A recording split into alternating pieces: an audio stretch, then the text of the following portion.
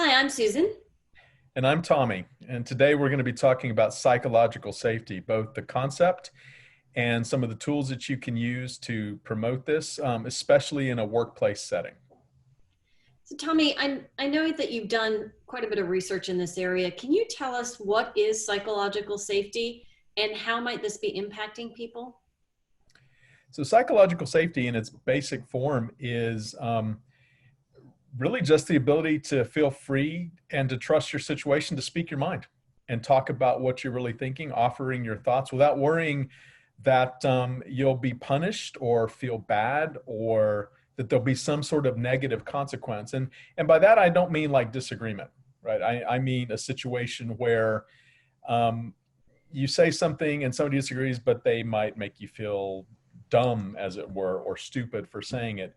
The impact being that you don't want to speak up again, right? That it kind of becomes a deterrent to you to speak that. And it's always an issue. It's especially an issue right now with kind of current circumstances and what we're going through, because when situations get under pressure, when there's a lot of uncertainty, everything gets heightened. And then that can make the people who are leading things feel pressure, the people who are trying to contribute feel pressure, and then it can kind of begin to snowball. And so, yeah, it's very much a challenge right now. So, what are some signs or symptoms that I might be feeling less safe psychologically? Well, one, again, not to state the obvious, but if you find yourself sitting in a meeting and you don't want to say anything, especially if you feel like, well, there are things that you would want to contribute or things that you would want to say, but you just stop yourself, either because you don't feel like it's going to matter or you feel like somebody's going to shut you down over it. Or kind of just a gnawing feeling, like anticipating meetings. And we know the cliches, meetings are right? Oh my gosh, it's another meeting. But I mean, really a situation where it's like, I really am worried about being in there because I'm not sure what's going to happen. So those kinds of clues, those kinds of signs, I think those are very clear indications. Or if you feel, maybe the last thing to say about that is if you kind of feel like the meeting's not going anywhere, or what's the point of the meeting because it doesn't seem to ever get to any conclusion or anything productive. Okay. And so is there a way to sort of combat that? Well, so there's two ways to think about this, right? And let's just kind of talk a little bit more deeply about psychological safety as a concept. The most important thing is that it's a function of relationships and your connections. Okay, so there are different levels at which we connect based on the things that we have to do. And again, we're mainly talking about a workplace. I think this applies in a lot of areas, but especially in a workplace. So the first basic level of psychological safety goes to just feeling like you belong, right? Feeling like everybody in that room, even if you mess up or say something that's weird or different or maybe challenges things, they've got your back. You're not going to, it's going to be okay for you to say that. Because not only do you have something to say, but you're respected, you're welcomed, and you kind of feel like people have you back. You belong to this, to the group. So, sort of what we might experience with our friends, family.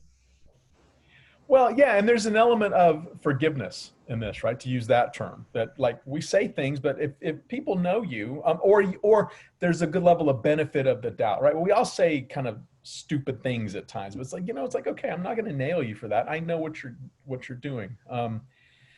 The second level is then once you feel like you belong is like, okay, now can I try new things out? Can I learn? And especially in circumstances like this, we are constantly learning. We're making sense of new things all the time. So very often, if you're not quite sure, if you're feeling a little unsafe, you don't want to take the risk of saying something that's going to sound stupid or is going to be wrong, especially if you're worried you're going to get called out for it. So the second level of psychological safety is that you feel like, okay, I can try some things out. I can say something that I'm not completely sure of, or I can explore things and try different things out.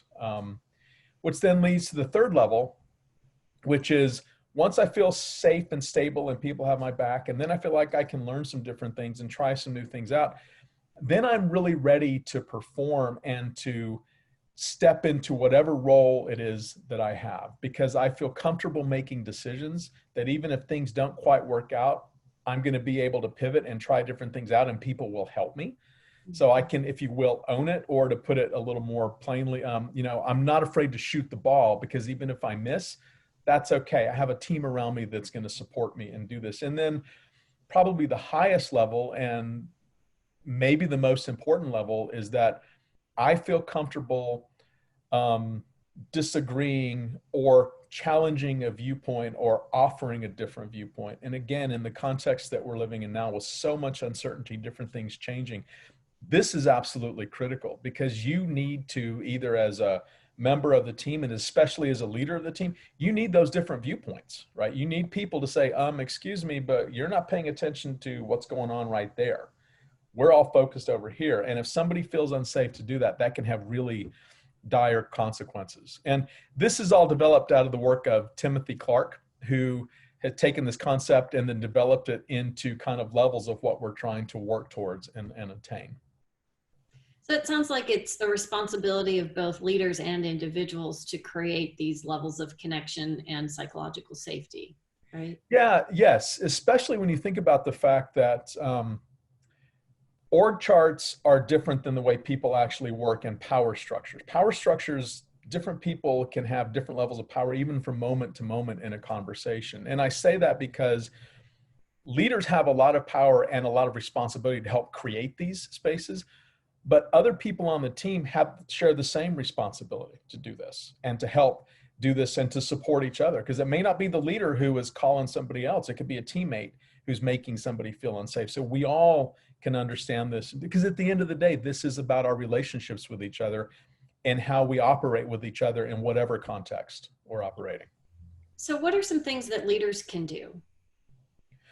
Well, this goes to kind of just very simple, almost like day-to-day practices. And again, I keep coming back to meetings, because this is where this is true in just the general culture, being an office or in a workspace. But meetings are where we tend to really become aware of this, because this is where we get a lot of work done together with other people. So as a leader, one very important thing to do is just to set the stage, set the ground rules. We're going to have a meeting, especially if you know there might be some disagreement or contentious things. Like, look, we're going to take turns. We're going to be respectful.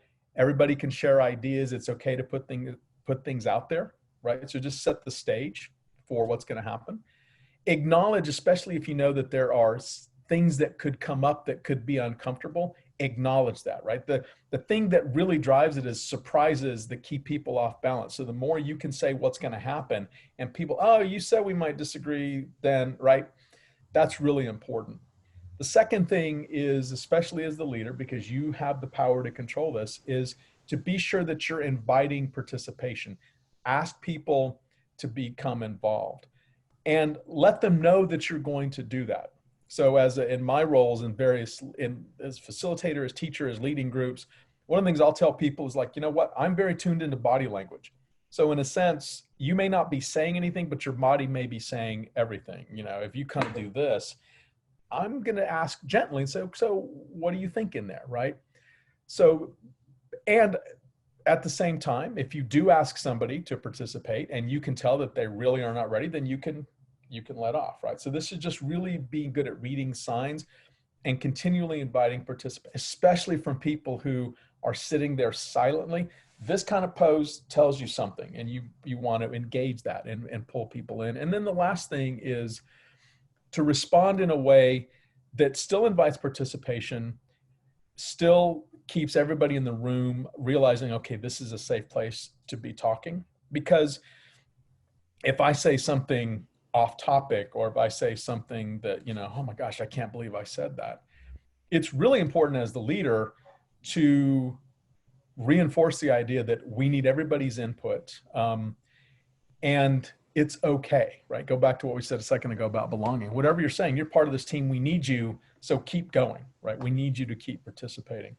One thing that you can do there is kind of put words in people's mouths, right? So if you can see somebody's maybe trying to say something and they're not sure, offer. It's like, so what I hear you saying is, kind of, you can offer them a lifeline of sorts, and then let them say, yeah, or they can say, well, no, that's not exactly what I'm saying. I meant this. But again, you continue to accomplish the the ultimate goal, and that's just to keep people participating and staying in the game, if you will.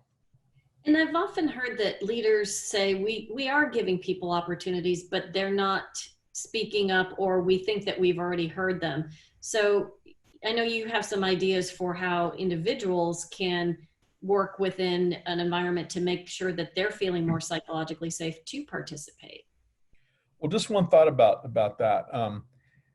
Can't stress enough that psychological safety isn't something that you set and then you have it. Psychological safety is like an ongoing accomplishment. You have to do this every time you're together. You're never not working on this. And I've noticed that a lot. Well, we trained them.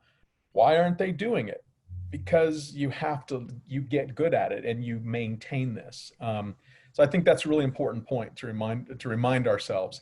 So yeah, I think there are three different things that you can do for yourself and for the people around you. Okay, because remember, this is about relationships. So one is, as Gandhi said, be what you want to see in the world. So model that behavior, right?